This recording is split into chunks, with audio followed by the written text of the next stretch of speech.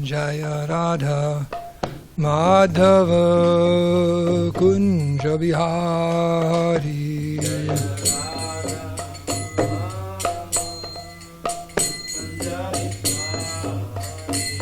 Jaya Radha Madhava Kunja Bihari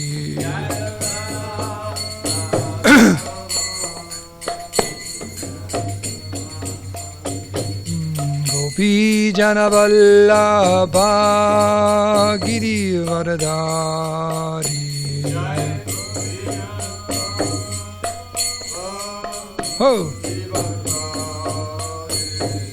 Gopi Jana Vallabha Girivardhari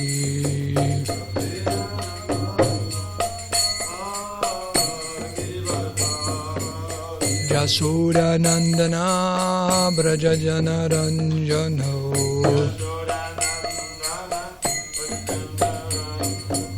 Yasura Nandana Braja Jana Ranjano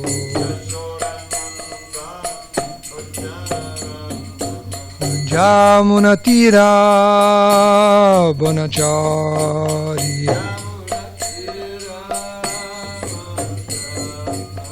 Yamuna Tira Vanajari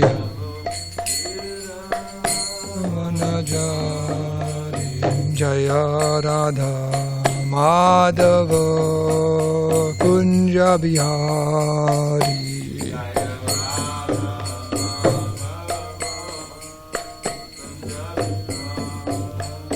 Jaya Radha Madhava Kunja Bihari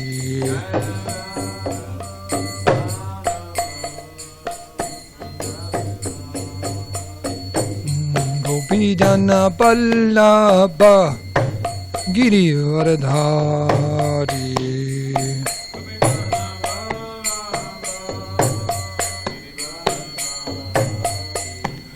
Gopi Jana Vallabha Girivardhari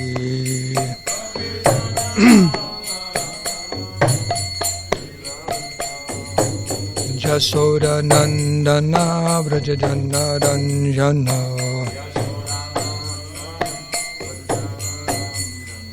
Jasoda Nandana Braja Jana Ranjana Nana Bhajana Ranjana Jamuna Tira Vanachari Jamuna Tira Vanachari Jai Radha Madhava Kunja Bihari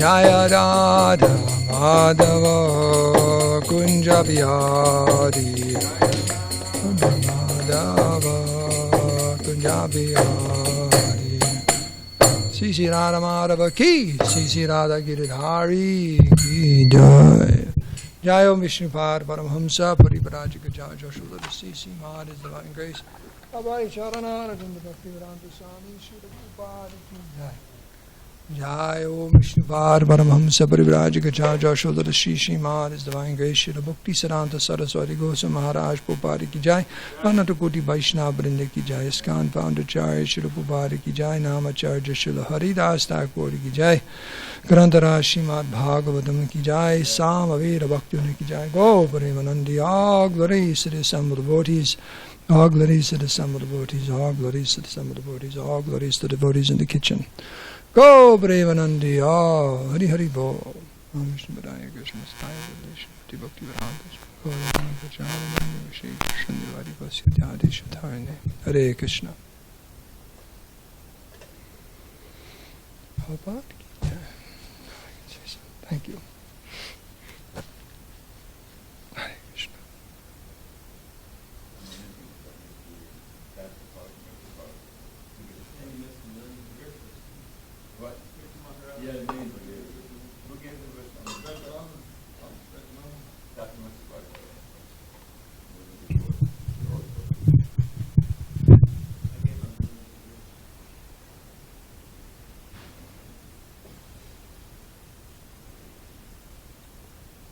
So this morning, reading from the Srimad Bhagavatam, 4th Canto, Chapter 20.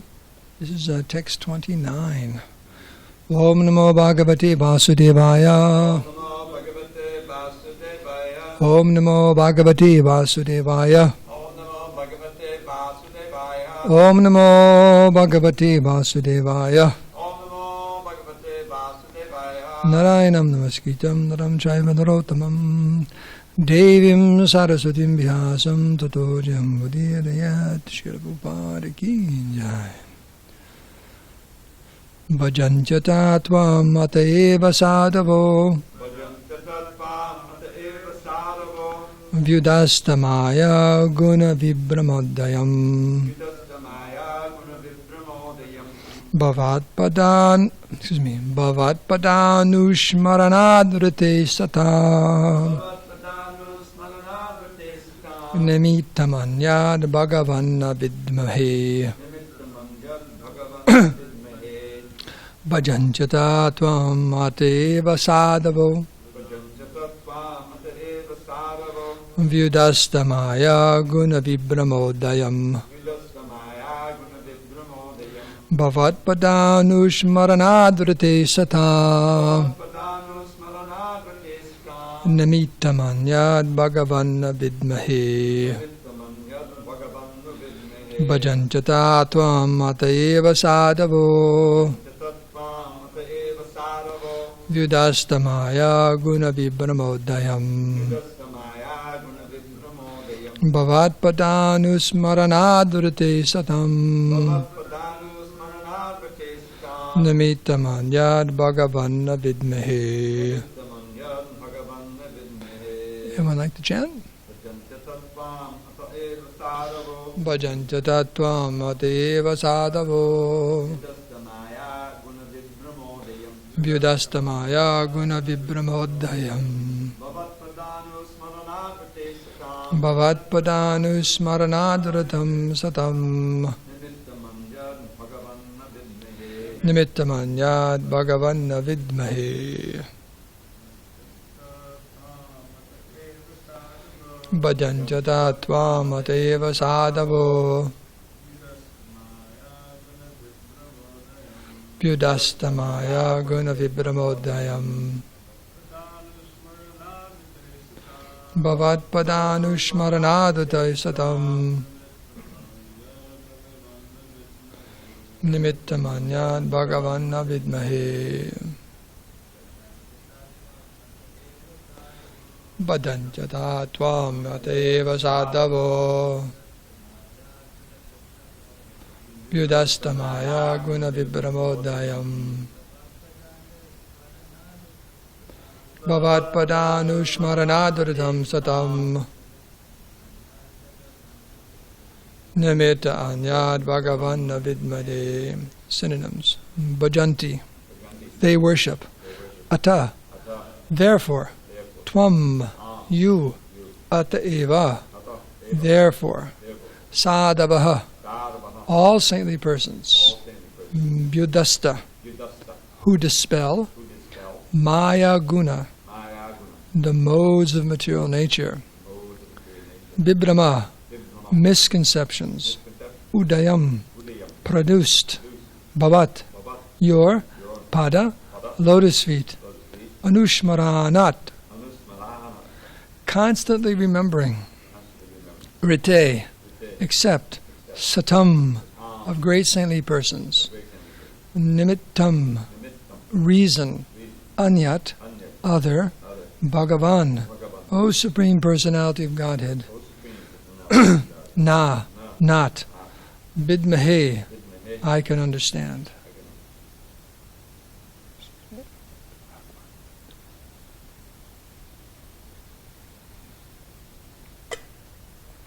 Translation and purport. Great saintly persons who are always liberated, take to your devotional service, because only by devotional service can one be relieved from the illusions of material existence. O my Lord, there is no reason for the liberated souls to take shelter at your lotus feet, except that such souls are constantly thinking of your feet. Please repeat. Great saintly persons who are always liberated, take to your devotional service, because only by devotional service can one be relieved from the illusions of material existence? O my Lord, there is no reason for the liberated souls to take shelter of your lotus feet, except that such souls are constantly thinking of your feet. Purport. The karmis are generally engaged in fruitive activities for material, bodily comforts. The jnanis, however, are disgusted with searching after material comforts. They understand that they have nothing to do with this material world, being spirit souls. After self-realization, the jnanis who are actually mature in their knowledge must surrender unto the lotus feet of the Lord, as stated in Bhagavad Gita, Bahunam Janmanam Ante, 7th chapter, 19th verse. Self-realization is not complete unless one comes to the devotional platform. Therefore, it is stated in the srimadbhagavatam that those who are atmarama, self-satisfied, are freed from all contaminations of the modes of material nature. As long as one is affected by the modes of material nature, especially by rajas and tamas, he will be very greedy and lusty and will therefore engage in hard tasks, laboring all day and night. Such false egoism carries one from one species of life into another perpetually, and there is no rest in any species of life. The jnani understands this fact and therefore ceases to work and takes to karma sannyasa. Yet this is not actually the platform of satisfaction. After self-realization, the material wisdom of the jnani leads him to the shelter of the lotus feet of the Lord. Then he is satisfied only in contemplating the lotus feet of the Lord constantly. Prithu Maharaj therefore concluded that liberated persons taking to the devotional path have acquired the ultimate goal of life. If liberation were to end in itself, there would be no question of a liberated person's taking to devotional service.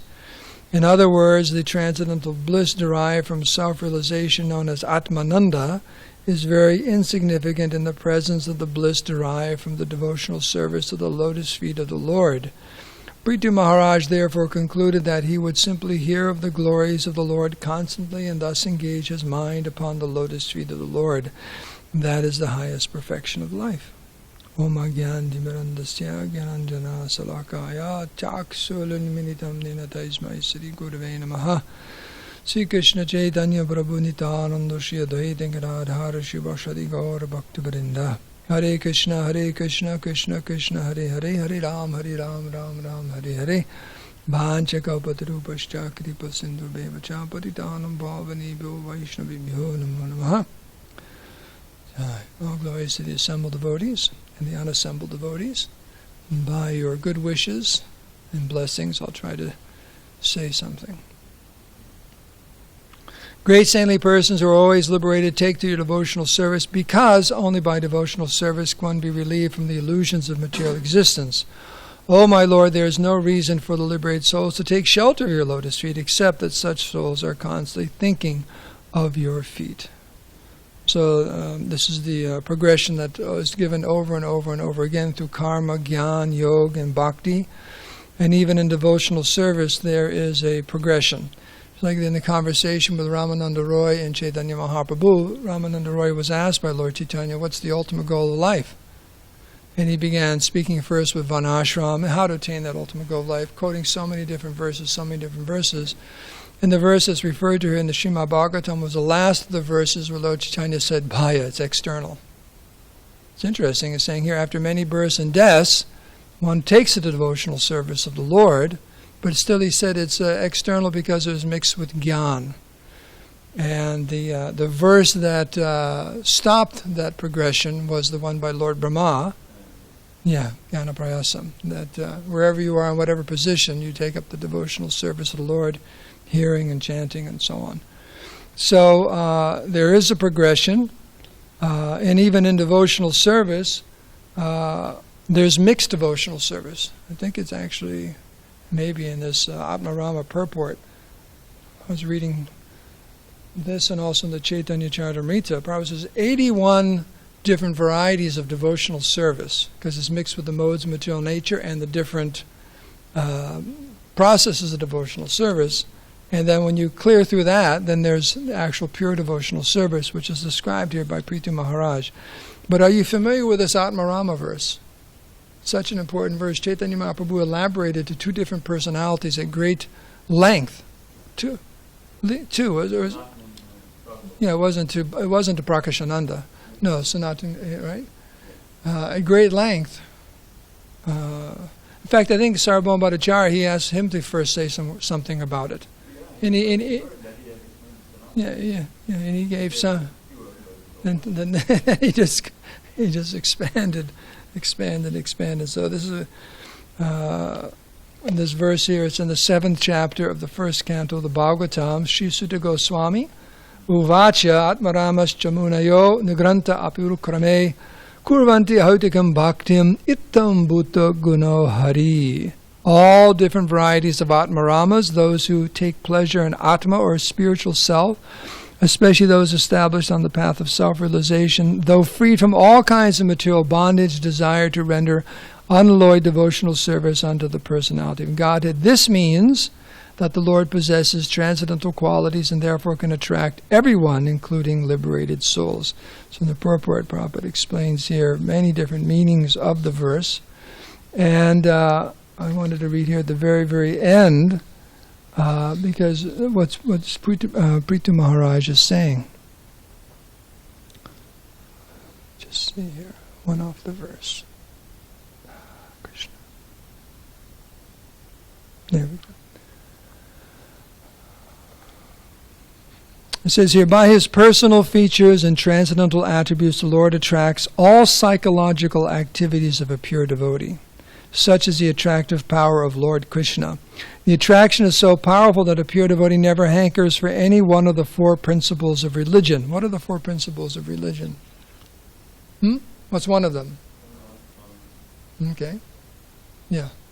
Religiosity, artha, economic development, like that. And then kama, enjoying this world. And then moksha, liberation, being frustrated, as Prabhupada says in the purport. Disgusted. Jnanis get disgusted and frustrated, so they're looking for something else. So these are called the 4 principles of religion.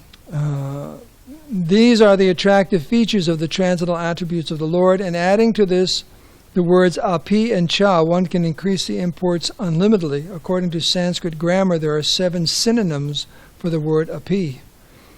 So by interpreting each and every word of this shloka, one can see unlimited numbers of transcendental qualities of Lord Krishna that attract the mind of a pure devotee. So what Prithu Maharaj is saying here is that a few things. One is that the pure devotees of the Lord, their only reason for worshipping Krishna is what? Just Krishna. It's Krishna. Love of Krishna. There's nothing else. In the lower stage of devotional service, even in devotional service, we want something.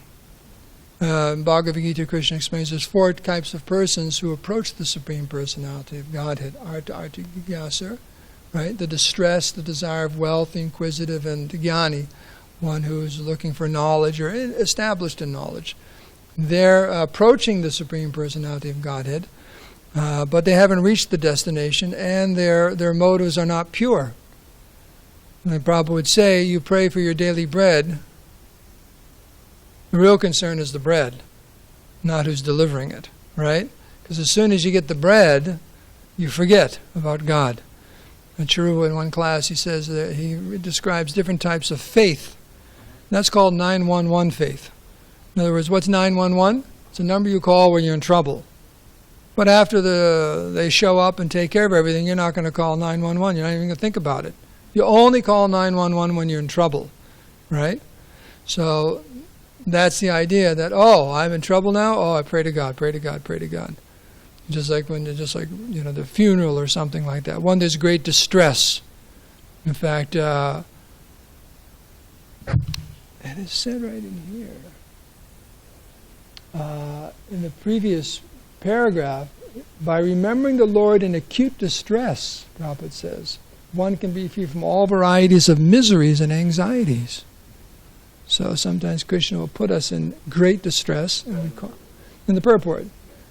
Gradually, the Lord vanquishes all obstacles on the path of devotional service of a pure devotee, and the result of 9 devotional activities, such as hearing and chanting, becomes manifested. So, One's in great distress, he calls out to the Lord, he needs something. That's good, that's piety, but it's not pure devotional service. It's not pure devotional service. It's Prabhupada says, it's not love of God, it's love of bread. That's one of Prabhupada's lines. Like that, it's not love. So, why are we performing our devotional service? Is it to please the Lord, to please the Lord's representatives, the spiritual master, the Vaishnavas, or do we want something? We want something because we're conditioned souls. We're not on the platform of that pure devotional service, which is very, very, very attractive, which is described by great devotees like Prithu Maharaj. And the verses we're just talking about, the saffron particle verse, and the one with millions of years. This is what's in the heart of the pure devotee, and it's for us to aspire for. And Prabhupada says, by continually engaging, perpetually engaging in devotional service, gradually that day comes, and then one actually becomes Atmarama, fully satisfied, completely satisfied in the devotional service of the Lord. And one doesn't want anything, just like you see some of these throughout the Bhagavatam. The Lord meets the devotee, asks the devotee if they want something. What does the devotee always say? Right. Vanik, I'm not a vanik, I don't really want anything. I'm completely satisfied. I just want your devotional service. I just want the opportunity to hear and chant your glories in the association of your devotees. Yes. Mm-hmm. And his father would be delivered, something like that. But for himself, no, nothing of this world like that. And that's the difference. That's called what? Kaitava Dharma. Kaitava Dharma is a cheating religion where you approach God for something of this material world. The example is given just like it's a burden. Just like it's a big burden. Oh, you put a burden. No, that Prabhupada tells a story about the elderly woman who's collecting firewood. Excuse me. That was a nice kirtan. I kind of lost my voice.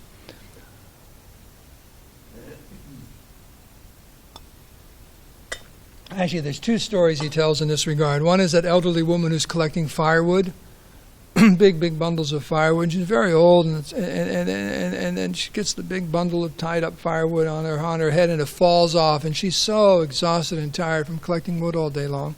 All she could do was call out in distress, "My dear Krishna, please help me."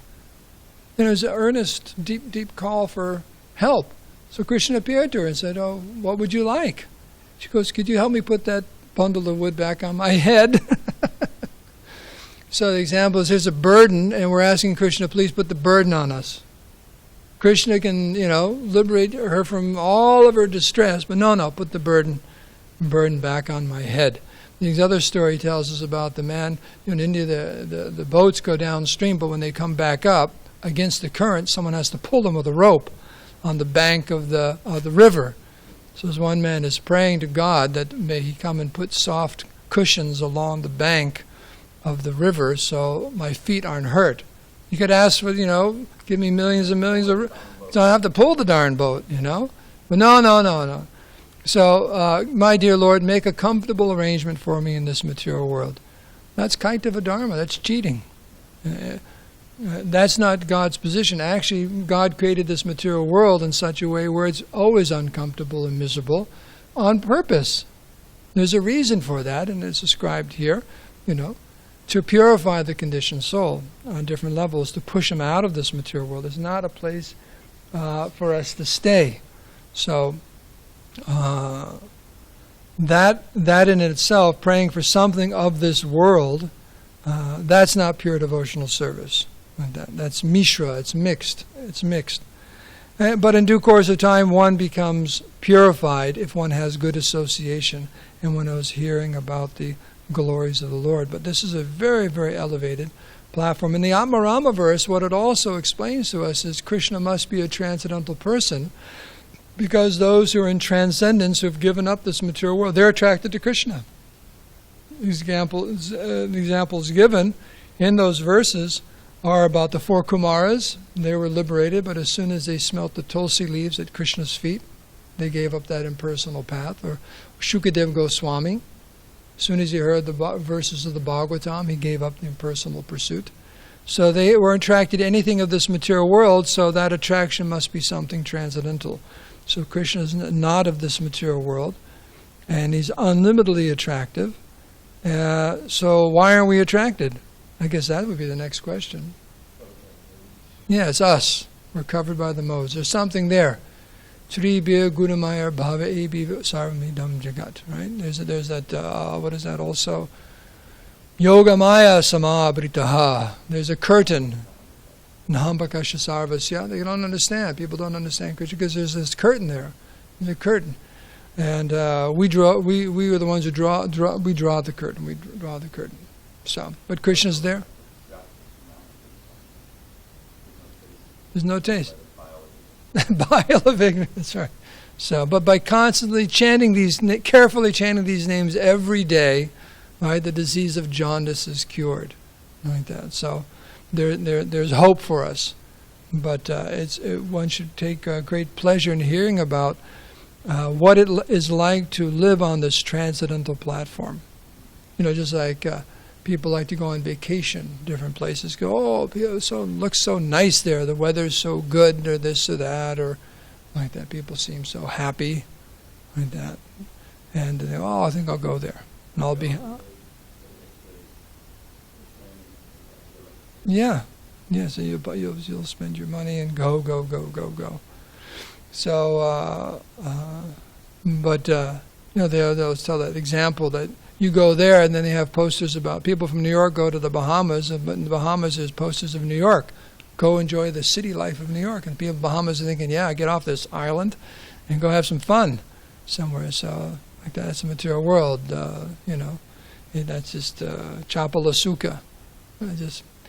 So the point is, hearing about the pure devotees and what their life is like, or having their association, it gives devotees great hope and inspiration to come to a platform where you're just completely satisfied, just meditating on Krishna. Or Haridas Thakur, he could sit there all day and chant his rounds.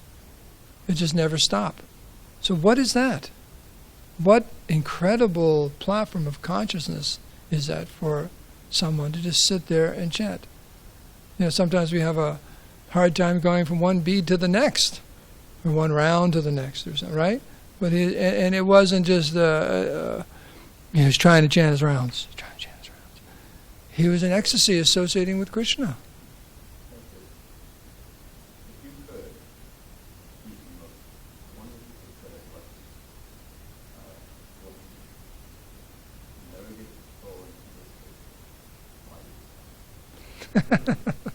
Yes. Why would you stop? So we had to stop. So Priti Maharaj is explaining that. Of course, he's on that platform also, so he's speaking with personal realization. But they're just happy hearing about Krishna. Yes, I'll end with this because of the time. But there's that story you've probably heard before about Prabhupada. Radhanath Maharaj tells a story about Srila Prabhupada in New Vrindavan on Janmashtami. All the devotees are crowded into I remember Bahulaban, that temple down the bottom. I remember visiting that temple. Crowded in there, and of course so many devotees from all over were there because Prabhupada's celebrating Janmashtami. And sannyasis are there and all packed in there, and Prabhupada, around midnight is reading Krishna book. And from the very beginning, in the first chapter, and devotees are thinking, maybe he'll end now, then the second chapter, and thinking maybe he'll end now, third chapter. And Radha Maharaj says, the devotees are starting to fall asleep. He says, the dandas are starting to go like this, And Prabhupada's just sitting there in ecstasy, just hearing the Krishna book, and he looks up and sees the devotees losing it. I don't know at what chapter they stop, but Prabhupada said, take prasadam. But Prabhupada was just happy, just sitting there, hearing the Krishna book in great ecstasy. Great ecstasy. So that's the platform we are aspiring for. And just increments, shanai, as in Bhagavad Gita, just by step, one day that day will come. It will come. That it's guaranteed. Krishna guarantees it. The spiritual master guarantees it. Chaitanya Mahaprabhu guarantees it. Many persons in the past attained perfection by this path, Krishna says in the Bhagavad Gita. But we have to just keep taking the steps, and gradually that platform will be there. That's actual freedom, as it says here in these purports. To realize the soul, that's not actual freedom. That's not the end of self-realization. That's not the end. The end, the conclusion, has to be this pure devotional service to the Supreme Personality of Godhead, fully engaged in devotional service. Otherwise, even on the liberated platform, we're missing something. We're missing something. It's not the full picture, and therefore, aruyakachena parampadam tadam. They fall down. They don't have their sarup. Their actual position is not realized, and the material energy is very, very strong. One can be pulled out of the liberated position by Maya. That's very, very powerful. So, any questions or comments on this verse by Prithu Maharaj? Yes.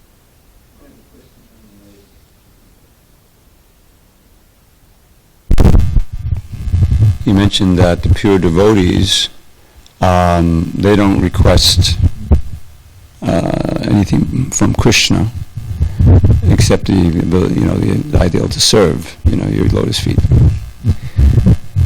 But why do we see in Vrindavan Leela, highest Leela, when the fire comes, the devotees are all calling the Krishna, only you can save us, please, Krishna, like that.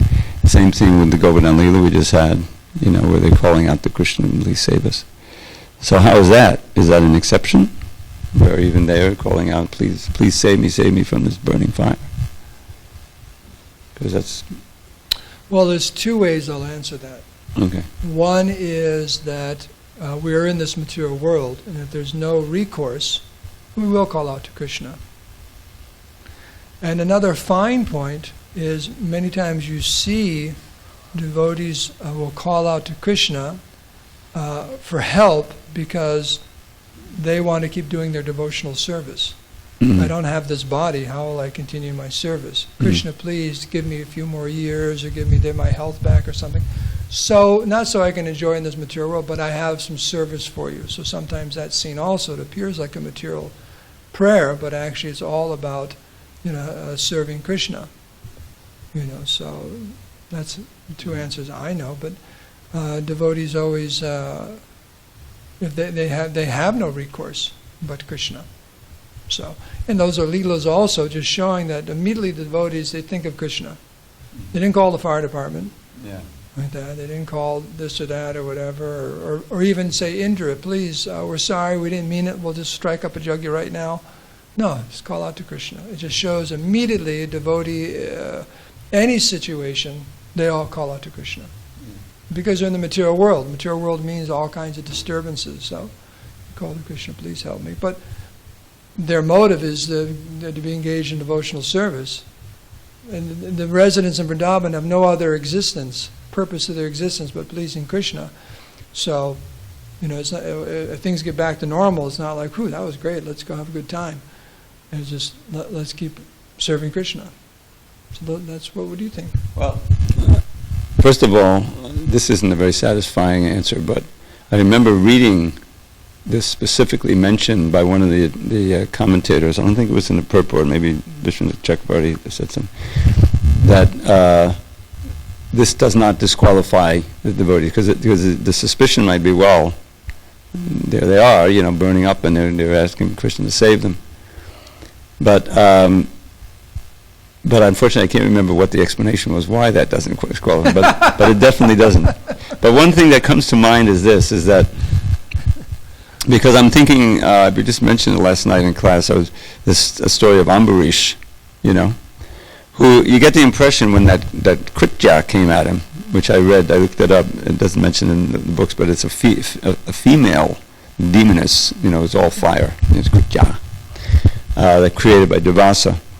And if I recall correctly, he didn't even flinch, he just kept praying to the Lord. He wasn't like, please save me from the Kritya, And you get the impression also with Haridas Thakur, that he wasn't calling out to be saved from them. He wasn't even feeling anything.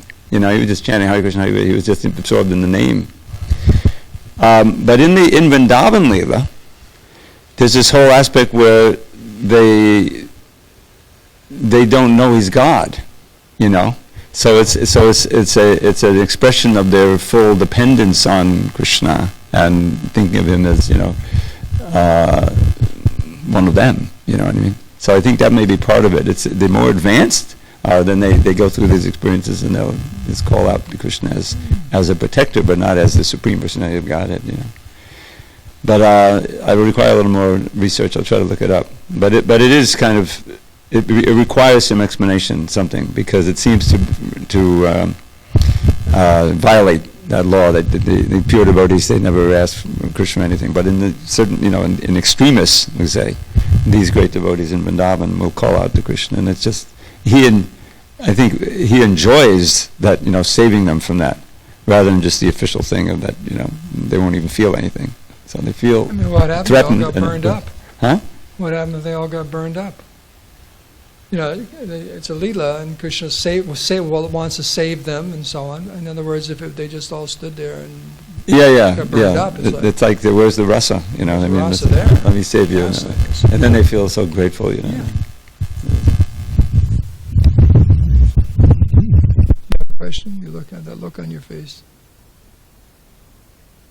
Okay, so we can end here. All glories to Srila Prabhupada.